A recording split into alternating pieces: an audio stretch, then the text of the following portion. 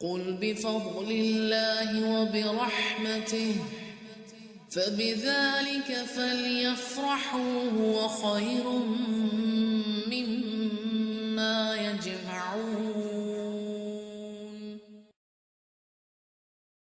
لقد ارسلنا نوحا الى قومه فقال یا قوم اعبدوا اللہ. پیغام دیکھیے نبی کا، یا قوم اعبدوا اللہ ما لکم من الہ غیرہ. ہم نے نوح علیہ السلام کو ان کی قوم کی طرف بھیجا تو انہوں نے فرمایا، اے میری قوم، تم اللہ کی عبادت کرو، اس کے سوا کوئی تمہارا معبود ہونے کے قابل ہی نہیں. اس کو پیار سے ہائی لائٹ کر لیجئے، مجھے تو اس جملے پہ پیار آ رہا ہے. اس کے سوا تمہارا معبود ہونے کے قابل کوئی ہے ہی نہیں. سچ ہے کہ جھوٹ؟ یہ ہے لا الہ الا اللہ.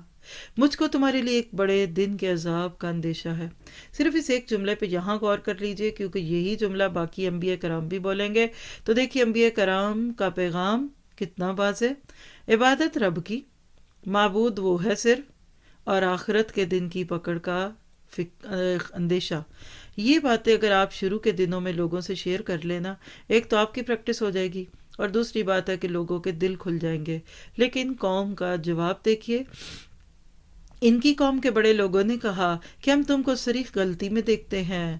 انہوں نے فرمایا کہ میری قوم، مجھ میں تو ذرا سی بھی گمراہی نہیں، لیکن میں پروردگار عالم کا رسول ہوں. کانفیڈنس دیکھیے. یعنی جب آپ معاشرے کے رواج رسموں پہ سے مختلف کوئی بات کریں گے تو لوگ آپ کو بھی کہیں گے نہیں نہیں آپ عقیدہ خراب کر رہی ہیں، نہیں نہیں یہ ایسا نہیں ہوتا.